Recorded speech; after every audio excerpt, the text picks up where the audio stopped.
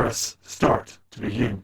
Hello everybody and welcome back to Super Bonus Round. We are back with more Spyro Reignited Trilogy, our bonus episode for the Spyro 2 playthrough. Well done, Spyro. Step right into Dragon Shores Park. So this time I made sure that I have the bonus this time. I'm sorry, Rich. I'm very sorry. John, we were having a great conversation. Why'd you do this? God, you're gonna load. This and the mullet aren't going away, are they? Oh, that's right. You had a mullet. I should not have opened my mouth. Right up, Spyro. And what we got for you today.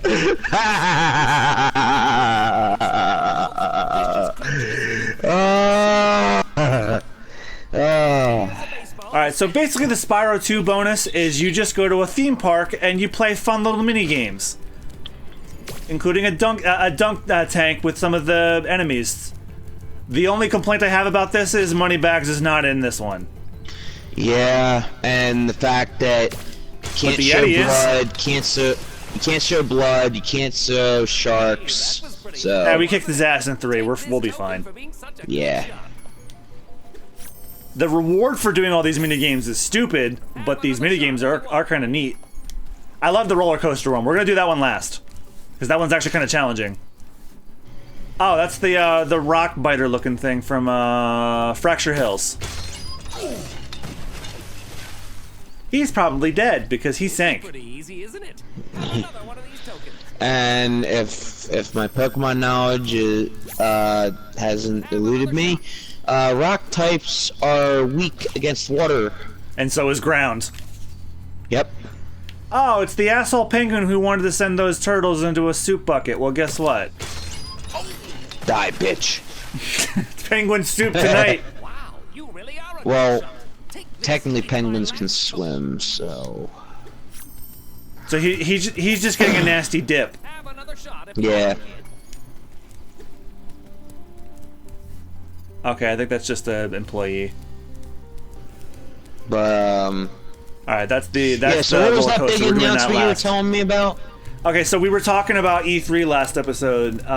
We were still kind of on Nintendo's because like we covered Ubisoft's and then we lost that footage. Yeah. But there was an announcement that actually got me pretty hype during Nintendo, and it was not Smash, and it actually wasn't even a Nintendo thing.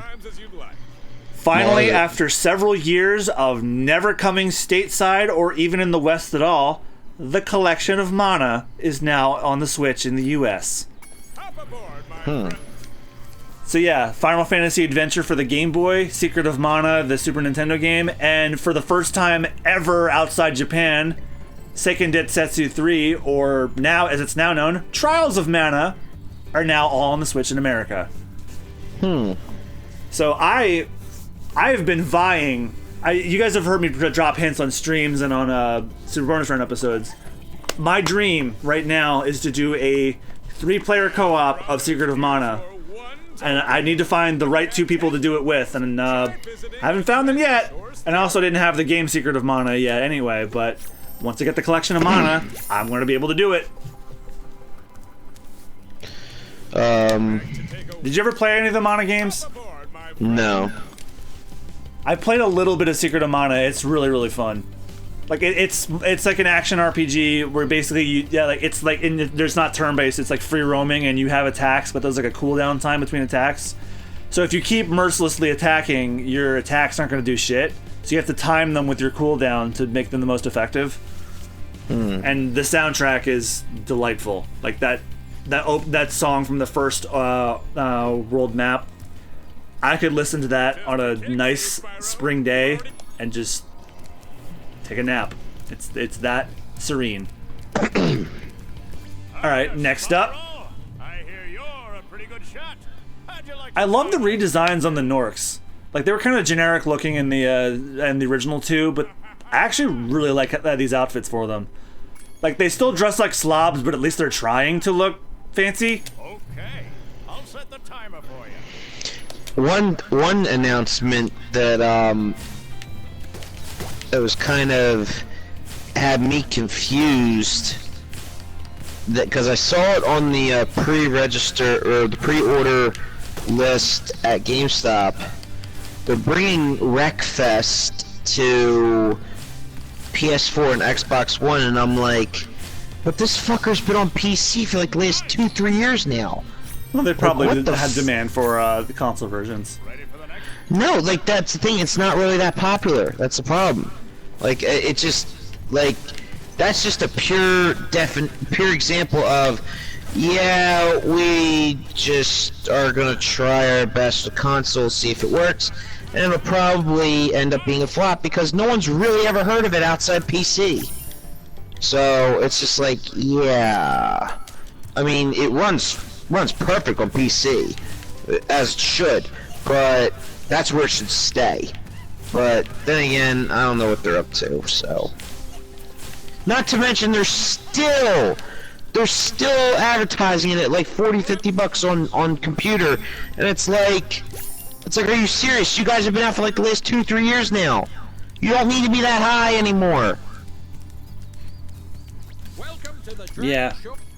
So, like there's some PC games. There's some PC games that have been out for the last few years that they're still too high in price, and it's just like, it doesn't need to be.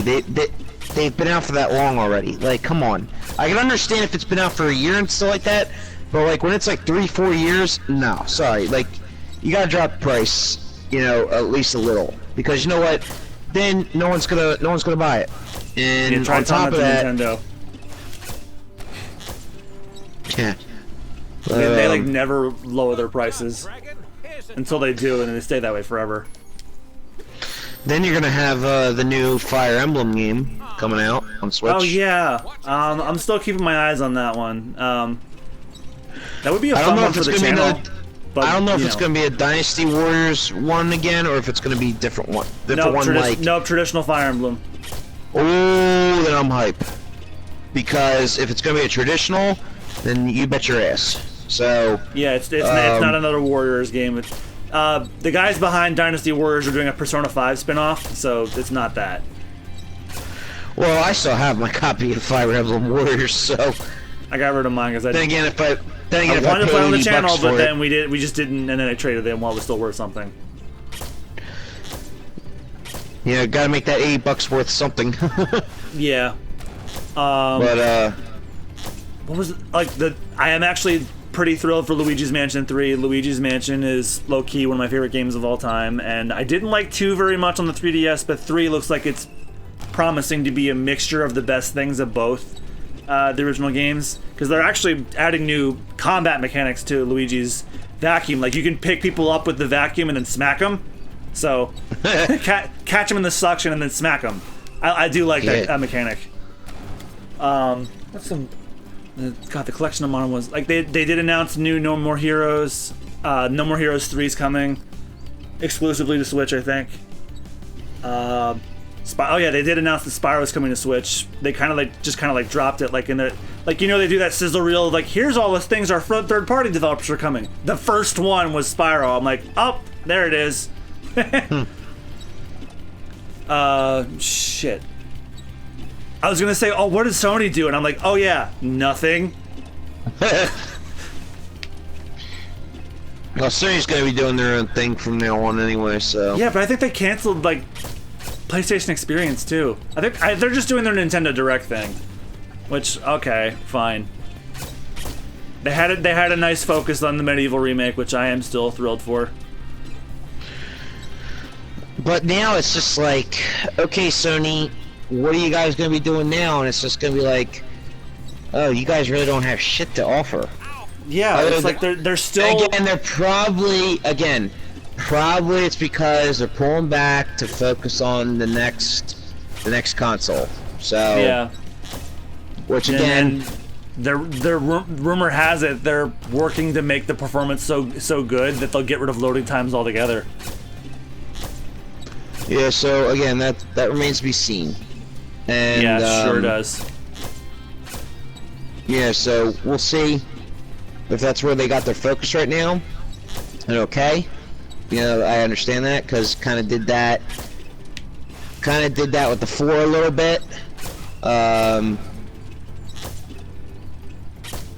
And again, and not just Sony, but like all the other developers, Nintendo, Microsoft, they would also pull away a little bit to focus on what next-gen console is coming out. I think Nintendo's fine where they're at. They just released one. Oh, well, yeah, well, no, but like, I'm saying in the past. Well, The past. yeah, Xbox, I know they're going to do a new console soon. Like, it's called the Project Scarlet. Yeah, the only thing is their Xbox One X is killing it right now. Their Xbox One X is killing it, and PS4's Pro is killing it. You know, Switch is Switch. Oh, that was the thing I wanted to mention. The big thing that they're... one of the big things I heard, like, and I almost want to believe them about this. They said the loading times are going to be so much more better than PS4, if at all. They did a comparison of like the Spider-Man game that came out last year, a PS4 Pro versus a PS5. Let's say that's what it's called.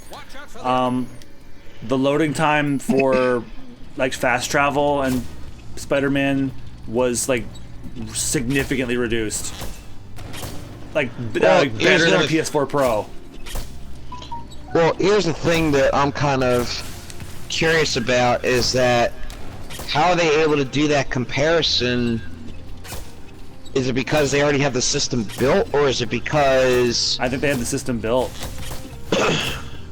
Yeah, but now I guess it's a matter of what other things they have to do to it. Like give it a name. Well, that, and also, I mean, do we have a console look? Do we have like no? What the That's why they're not showing like? it. So that's probably what they're also focusing on as well. So, especially they also because... mentioned backwards compatibility with PS4 is probably gonna be a thing. So thank goodness. Yeah, but they honestly, with Sony's reputation, I wouldn't hold it to them because well, they tested a PS4 game on their loading, so that means something. Well, no, but what I mean is like Sony doesn't have enough credibility when it comes to backwards compatibility because they used to. They used to, but not anymore. Because here's why. Let's see. When we unveiled the PS3, there was only one version of the PS3 that would do PS2 and PS1 games. Only one type.